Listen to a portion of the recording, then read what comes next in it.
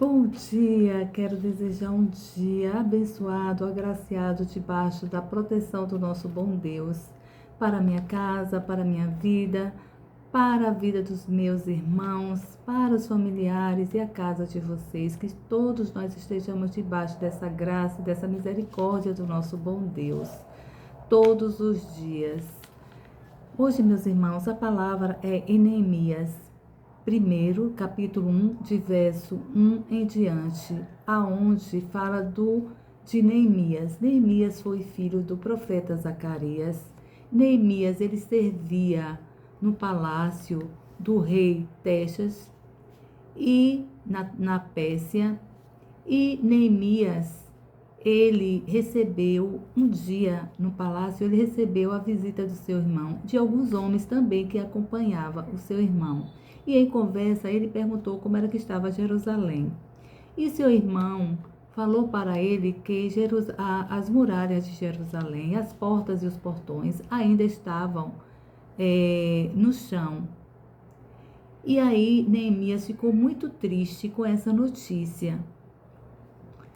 Mas, quando seu irmão foi embora, Neemias foi para os pés do Senhor, foi pedir orientação ao Senhor, e o Senhor tocou no coração de Neemias para que ele ficasse à frente para a reconstrução das muralhas de Jerusalém. Ou seja, ele foi tocado profundamente por Deus para que ele fosse o líder, estivesse à frente dessa construção. E Neemias conversou com o rei para que ele fosse liberado por alguns dias para a reconstrução dos muros de Jerusalém. E o rei liberou Neemias para que ele estivesse à frente como líder para a reconstrução. E o rei ainda fez melhor, mandou duas cartas, melhor dizendo, ele mandou duas cartas para que ele passasse em algumas portarias para que não fosse embargado. Ou seja, ele ainda também mandou um dos seus líderes acompanhar Neemias para que desse tudo certo na viagem dele. E assim ele fez. Neemias foi para Jerusalém para fazer a reconstrução, para estar à frente da reconstrução dos muros de Jerusalém. Por que os muros? Para que meus irmãos entendam melhor, porque as muralhas de Jerusalém foi todo ao chão. No século 6 a.C., os babilônios foi para Jerusalém. Chegando lá, ele destruiu tanto as muralhas, as portas e os portões, como também o templo de Salomão. E também os romanos também fizeram isso, destruíram as muralhas, como também o templo de Salomão pela segunda vez. Por quê? Porque e aí eles deixou lá no chão por muito tempo. E aí Neemias seguiu viagem, foi e começou a reconstruir. Só que chegando lá em Jerusalém, ele foi impedido, ele estava sendo impedido, não, mas ele estava sendo impedido, né?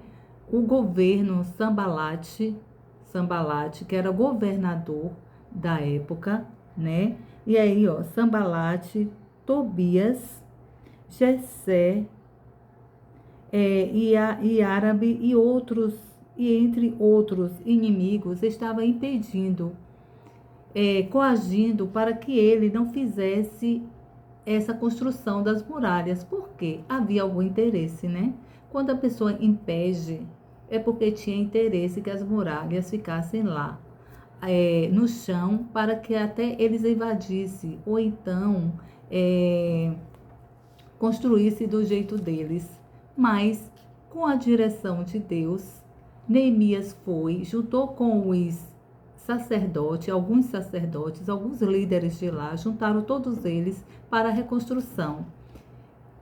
Mas eles, Sambalate, Tobias, querendo impedir, todos mandavam carta todos os dias, isso por 4 vezes, 5 vezes, eles mandando carta para querer que Neemias parasse a construção. Só que Neemias mandava dizer a ele que ele estava construindo, fazendo uma obra e que não podia parar. Ou seja, meus irmãos, Neemias estava focado no propósito, focado no que Deus botou no coração dele, porque ele fosse o líder à frente para a construção.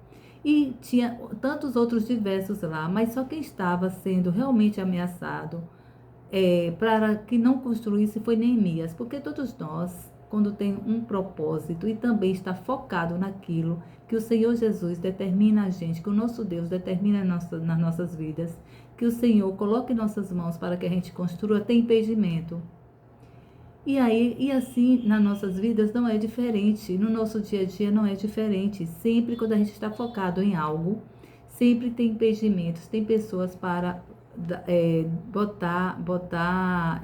botar dificuldade ou fazer zombar da gente, como eles aqui, estavam zombando de Neemias, ou seja, querendo impedir, botando empecilhos.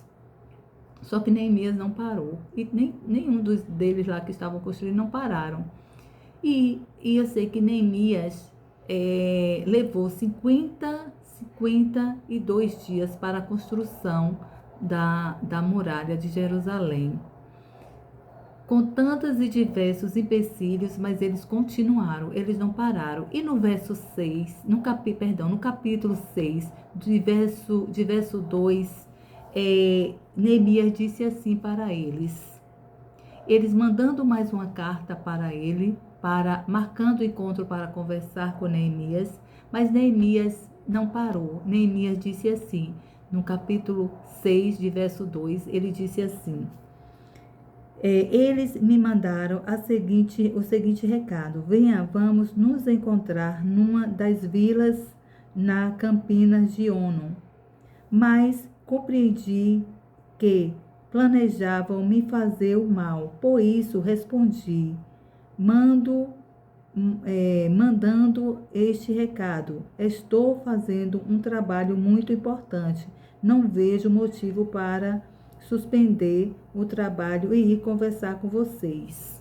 Esse foi o recado, foi um dos recados que ele mandou. E todas as cartas que viriam, ele também mandava recado. E Neemias, focado no propósito, focado no que estava fazendo. E assim somos nós que temos que estar focados, meus irmãos.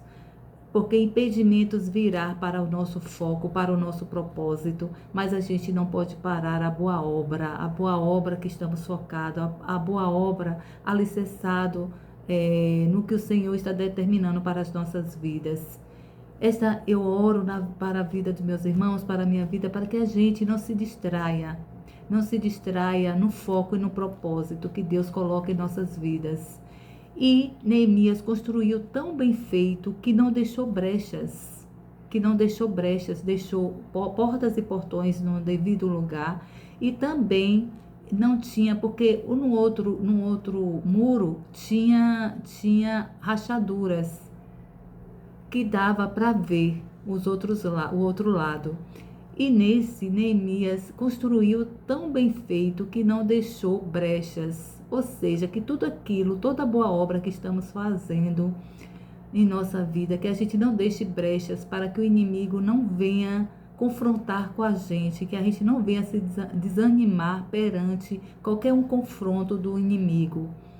E devemos andar de cabeça erguida e dizer como ele diz: estou ocupado fazendo a minha obra, fazendo o meu trabalho, vivendo a minha vida.